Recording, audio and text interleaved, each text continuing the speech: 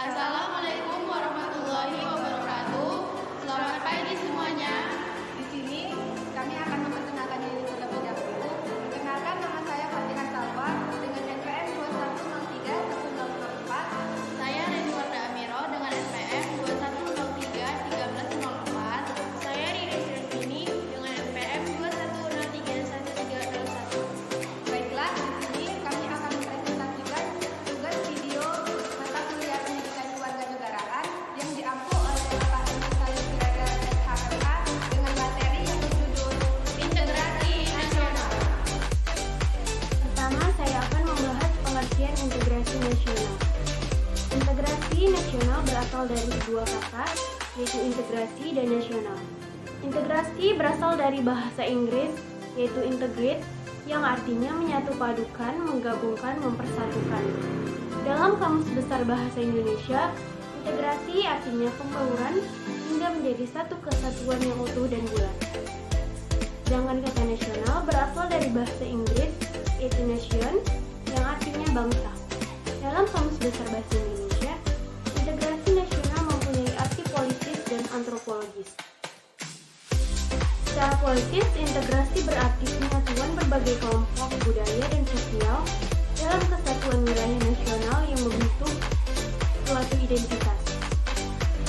Sedangkan secara antropologis, integrasi berarti proses penyesuaian di antara unsur-unsur kebudayaan yang berbeda sehingga mencapai suatu keserasian fungsi dalam kehidupan masyarakat pada suatu saat tertentu. Yang tidak, persatuan nasional akan dibahayakan. Dari pengertian di atas, dapat disimpulkan bahwa integrasi nasional bangsa Indonesia berarti hasrat dan kesadaran untuk bersatu sebagai suatu bangsa, menjadi satu kesatuan bangsa secara resmi dan direalisasikan dalam satu kesepakatan atau konsensus nasional melalui Sumpah Pemuda pada tanggal 28 Oktober 1928. Integrasi nasional adalah usaha dan proses mempersatukan perbedaan-perbedaan yang ada pada suatu negara sehingga terciptanya keserasian dan keselarasan secara nasional. Seperti yang kita ketahui, Indonesia merupakan bangsa yang baik dari kebudayaan ataupun wilayahnya. Di satu sisi, hal ini membawa dampak positif bagi bangsa, karena kita bisa memanfaatkan kekayaan alam Indonesia secara bijak atau mengelola budaya-budaya yang menimpa untuk kesejahteraan rakyat. Namun, selain menimbulkan sebuah keuntungan, hal ini juga akhirnya menimbulkan masalah yang baru.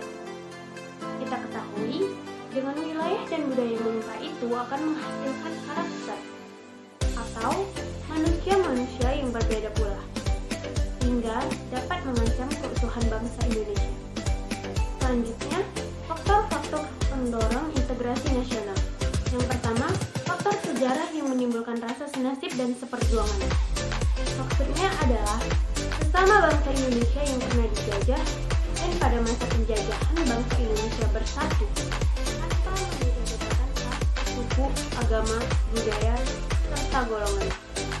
Karena dilandasi keinginan yang sama, yaitu melepas belenggu penjajah demi kemerdekaan serta rasa senasib dan seperjuangan akibat adanya sejarah hak yang akan terus mempersatukan bangsa. Kedua, keinginan untuk bersatu di kalangan bangsa Indonesia, sebagaimana dinyatakan dalam Sumpah Pemuda tanggal 28 Oktober 1928. Faktor ini mendorong untuk terwujudnya Sumpah Pemuda, di mana di dalamnya tercipta persatuan. Ketiga, adanya rasa cinta tanah air. Hal ini membuat masyarakat memiliki nilai kebangsaan yang tinggi. Rasa cinta tanah air akan menimbulkan rasa ingin berkorban demi kepentingan negara dan menumbuhkan solidaritas antar warga negara. Keempat, rasa rela berkorban untuk kepentingan bangsa dan negara. Sebagaimana dibuktikan dalam sejarah perjuangan bangsa Indonesia, para pahlawan untuk merebut dan mempertahankan kemerdekaan bangsa Indonesia dengan tenaga hingga mengorbankan nyawa. Kelima, adanya ideologi nasional berupa Pancasila yang mendorong integrasi. Garuda Pancasila merupakan simbol kelima sila yang mendasari hukum Indonesia. Hukum tersebut berlaku sama dan adil bagi seluruh rakyat tanpa membeda-bedakan. Semboyan Bhinneka Tunggal Ika berarti berbeda-beda tetapi tetap satu. Mencerminkan masyarakat Indonesia yang beragam namun tetap satu. Yang terakhir, adanya ancaman dari luar, entah itu organisasi maupun negara lain yang mengancam Indonesia. Hal ini akan semakin mempererat integrasi nasional. Semakin terancam, maka bangsa akan semakin bersatu untuk membela tanah air. Berikutnya adalah faktor-faktor penghambat integrasi nasional. Berikut adalah faktor-faktornya. Yang pertama adalah masyarakat Indonesia yang bersifat heterogen atau beraneka ragam. Kita tahu bahwa masyarakat yang tinggal di Indonesia terdiri dari berbagai macam kelompok suku, agama, ras, dan golongan lainnya. Tercatat Indonesia memiliki ribuan suku bangsa. Selain menjadi kekayaan negeri yang jarang dimiliki oleh negara lain, faktor ini juga dapat menjadi penghambat integrasi nasional dikarenakan adanya perbedaan yang mencolok antar masyarakat. Yang kedua adalah wilayah yang luas. Negara Indonesia terdiri dari ribuan pulau. Hal ini membuat negara Indonesia memiliki wilayah yang begitu luas dan bisa menjadi faktor yang dapat menghambat integrasi nasional. Yang ketiga adalah paham etnosentrisme yang kuat. Apa sih etnosentrisme itu? Etnosentrisme ini adalah sikap yang berlandaskan pada kelompok atau kebudayaannya sendiri. Hal ini tentu tak menguntungkan karena tiap suku di Indonesia dapat menganggap bahwa budaya yang mereka miliki lebih baik dari budaya suku lain. Kondisi tersebut bisa menjadi ancaman integrasi nasional. Yang keempat adalah pembangunan yang tidak merata.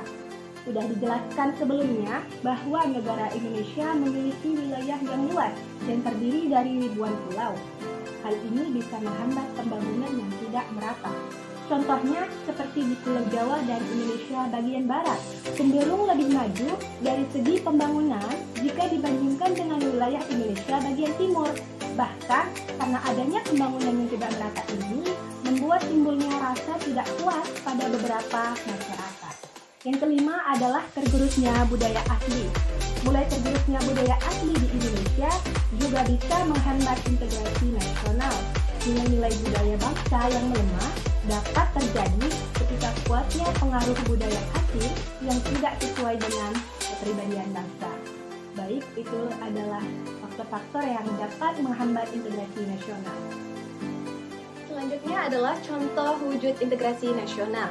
Yang pertama adalah pembangunan Taman Mini Indonesia Indah atau TMII di Jakarta oleh Pemerintah Republik Indonesia yang diresmikan pada tahun 1976. Di kompleks Taman Mini Indonesia Indah ini terdapat anjungan dari semua provinsi di Indonesia, yakni ada 34 provinsi. Setiap anjungan menampilkan rumah adat beserta aneka macam hasil budaya di provinsi itu. Misalnya adat, tarian daerah, alat musik khas daerah, dan sebagainya. Yang kedua adalah sikap toleransi antar umat beragama. Walaupun agama kita berbeda dengan teman, tetangga, ataupun saudara, kita tetap harus saling menghormati. Yang ketiga adalah sikap menghargai dan merasa ikut memiliki kebudayaan daerah lain, bahkan mau mempelajari budaya daerah lain. Misalnya masyarakat Jawa atau Sumatera belajar menari legong yang merupakan salah satu tarian adat Bali. Selain anjungan dari semua provinsi yang ada di Indonesia, di dalam kompleks Taman Mini Indonesia Indah juga terdapat bangunan tempat ibadah dari agama-agama yang resmi di Indonesia. Yang keempat adalah diadakannya Pekan Olahraga Nasional atau PON, yaitu perlombaan bidang olahraga tingkat nasional yang diselenggarakan setiap 4 tahun sekali. Melalui Pekan Olahraga Nasional, akan terpupuk persatuan Indonesia dan menggali potensi para atlet daerah untuk dapat berkembang mewakili negara di tingkat internasional. Itulah beberapa contoh wujud integrasi nasional. Baiklah, selanjutnya saya akan menjelaskan contoh-contoh pendorong integrasi nasional. 1. Adanya rasa keinginan untuk bersatu agar menjadi negara yang lebih maju dan tangguh di masa yang akan datang. 2. Rasa cinta tanah air terhadap bangsa Indonesia. 3.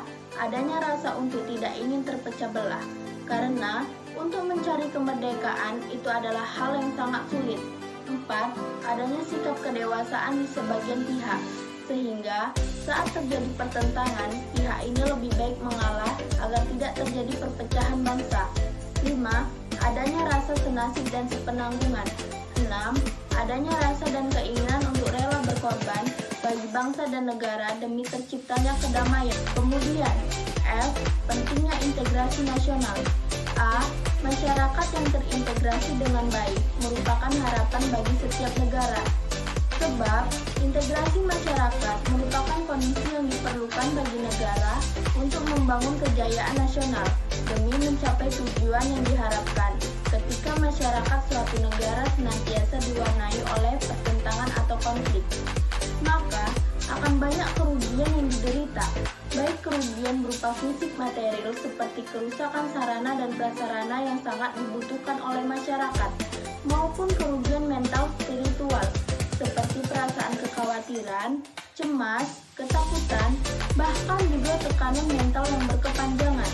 Di sisi lain, banyak pula potensi sumber daya yang dimiliki oleh negara, yang mestinya dapat digunakan untuk melaksanakan pembangunan bagi kesejahteraan masyarakat, harus dikorbankan untuk menyelesaikan konflik tersebut. B. Integrasi masyarakat yang sepenuhnya memang sesuatu yang tidak mungkin diwujudkan, karena setiap masyarakat di samping membawakan potensi integrasi, juga menyimpan potensi konflik atau pertentangan persamaan kepentingan.